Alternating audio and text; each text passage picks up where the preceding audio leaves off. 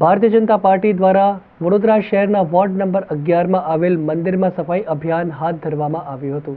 ઇતિહાસમાં ત્યાગ, બલિદાન, ભક્તિનું સંગમ એટલે શ્રી રામ મંદિરની ભવ્ય અકલ્પનીય પ્રાણ પ્રતિષ્ઠા મહોત્સવની ઉજવણીના ભાગરૂપે સાથે આપણા યશસ્વી વડાપ્રધાન નરેન્દ્રભાઈ મોદીજી દ્વારા સ્વચ્છ ભારત અભિયાન અંતર્ગત વિવિધ મંદિરોમાં સ્વચ્છતા જળવાય તેના અનુસંધાનમાં મંદિરોમાં સફાઈ અભિયાનની શરૂઆત કરવામાં આવી છે।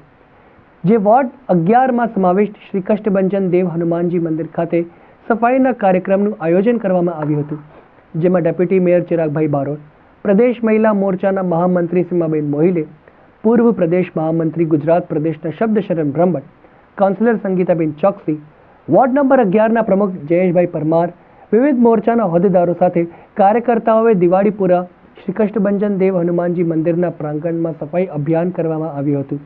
સાથે જય શ્રી રામની રંગોળી પણ બનાવવામાં આવી હતી।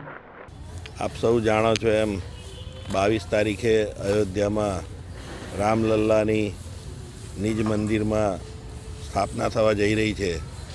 એ અનુસંધાનમાં માનનીય વડાપ્રધાન શ્રી નરેન્દ્રભાઈ મોદીએ બધા જ દેશવાસીઓને હાકલ કરી છે કે આ આવનાર 22 તારીખ સુધીમાં પોતાના વિસ્તારના દરેક મંદિર સાફ સફાઈ કરી અને સ્વચ્છ બનાવવા જોઈએ। અને એ અનુસંધાને આજે વોર્ડ નંબર 11માં દિવાળીપુરા હનુમાનજી મંદિર ખાતે અમે સૌ કોર્પોરેટરો, કાર્યકર્તાઓ, સંગઠનના પ્રમુખ, મહામંત્રીશ્રીઓ ભેગા મળી અને આ હનુમાનજી મંદિરમાં સફાઈનો કાર્યક્રમ આજે રાખવામાં આવ્યો છે। આજે વોર્ડ નંબર 11માં દિવાળીપુરા વિસ્તારમાં કષ્ટભંજન હનુમાનજીના મંદિરના પ્રાંગણે સફાઈ અભિયાન રાખવામાં આવ્યું છે।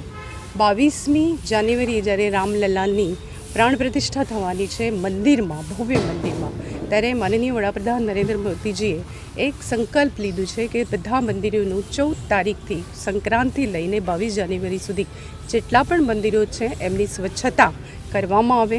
અને આગળ પણ હું વિચાર કર્યું કે આ કામ ચાલતું રહેવું જોઈએ। જઈ પણ આવે લોકો દર્શન કરવા માટે, જ્યારે એવું લાગે કે આપણે એક શ્રમદાન કરવું જોઈએ, એટલે આજથી આ પ્રાંગણમાં પણ આ શરૂઆત કરવામાં આવી છે।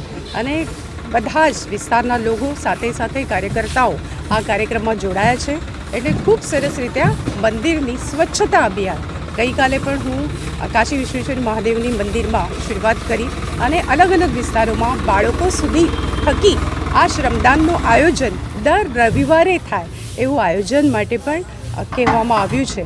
એટલે બાળકો મંદિરમાં પણ આવે, ભગવાનની પ્રાર્થના પણ કરે, સાથે સાથે શ્રમદાન પણ કરે। આ એક મેસેજ માનનીય વડાપ્રધાન નરેન્દ્રભાઈ મોદીજીનું પણ કહેવું છે કે જ્યારે પણ આપણે ગુરુદ્વારામાં પણ લંગરો થકી સફાઈ થતી હોય તો કેમ નહીં આપણા પ્રાંગણો પણ સ્વચ્છ દેખાય, તો પોતે લોકોએ શ્રમદાન કરવું જોઈએ। આપના માધ્યમથી પણ લોકોને હું કહેવા માગું છું, 14થી 22 સુધીનું અભિયાન માનનીય વડાપ્રધાન નરેન્દ્રભાઈ મોદીજીએ આપ્યું છે, પણ આપણે સતત આ અભિયાન ઉપાડવું જોઈએ।